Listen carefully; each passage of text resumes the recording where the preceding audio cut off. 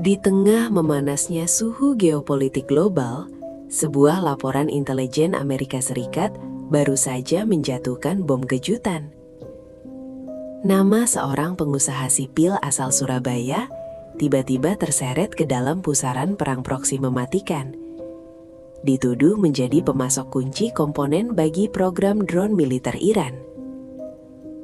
Bagaimana mungkin seorang warga negara Indonesia yang berjarak ribuan kilometer dari medan konflik utama dunia, kini berada dalam daftar hitam sanksi internasional?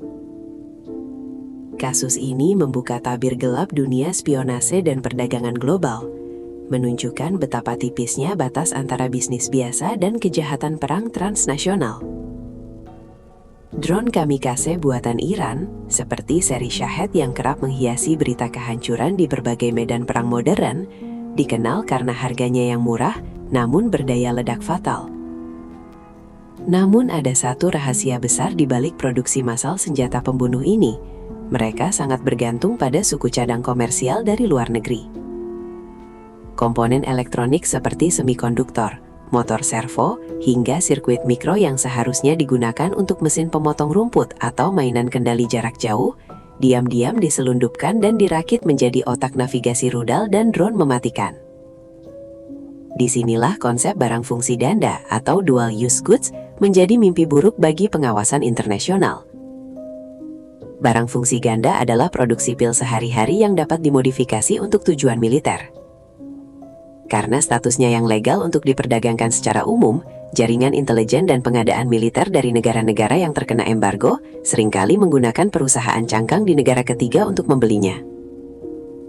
Mereka memburu komponen-komponen kritis ini melalui pasar gelap atau memanipulasi pengusaha lokal yang tidak menaruh curiga sama sekali akan tujuan akhir dari barang yang mereka ekspor. Indonesia, dengan posisi geografisnya yang strategis dan volume perdagangan internasional yang masif, rupanya memiliki celah pengawasan yang rentan dieksploitasi. Sistem regulasi ekspor nasional dinilai masih terlalu berfokus pada barang-barang militer eksplisit, namun seringkali kewalahan mendeteksi pergerakan jutaan komponen fungsi ganda. Lemahnya sistem pelacakan pengguna akhir atau end user certificate membuat jaringan agen bayangan dengan mudah memanipulasi dokumen pengiriman. Akibatnya, pelabuhan-pelabuhan sibuk di tanah air tanpa disadari menjadi titik transit emas bagi rantai pasok senjata global.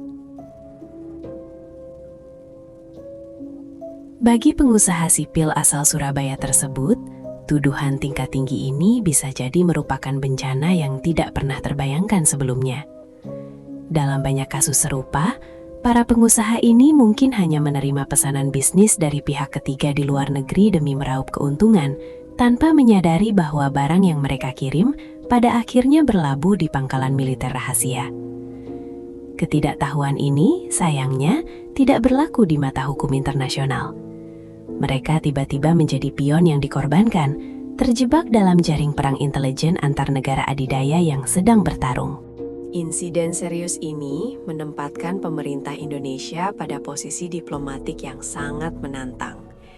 Sebagai negara berdaulat yang menganut prinsip politik luar negeri bebas aktif, Indonesia tidak memihak dalam konflik geopolitik manapun. Namun, tekanan internasional kini mendesak otoritas terkait untuk segera mengevaluasi dan memperketat sistem pengawasan bea cukai serta intelijen ekonomi. Tantangan terbesarnya adalah bagaimana merancang instrumen pengawasan yang mampu membendung infiltrasi agen asing, namun tanpa melumpuhkan iklim ekspor dan kelancaran perdagangan sah para pengusaha lokal. Perang modern hari ini tidak lagi hanya terjadi di garis depan dengan dentuman artileri, melainkan bersembunyi dengan rapi di balik tumpukan dokumen manifest pengiriman dan transaksi perbankan digital. Kasus dugaan keterlibatan pengusaha Indonesia dalam program drone Iran harus menjadi peringatan keras bagi kita semua. Dibutuhkan edukasi mendalam bagi para eksportir dan pengawasan yang jauh lebih canggih dari instrumen intelijen negara. Jika tidak ditangani serius, akan lebih banyak lagi warga sipil kita yang mendapati diri mereka telah menjadi target operasi sanksi global.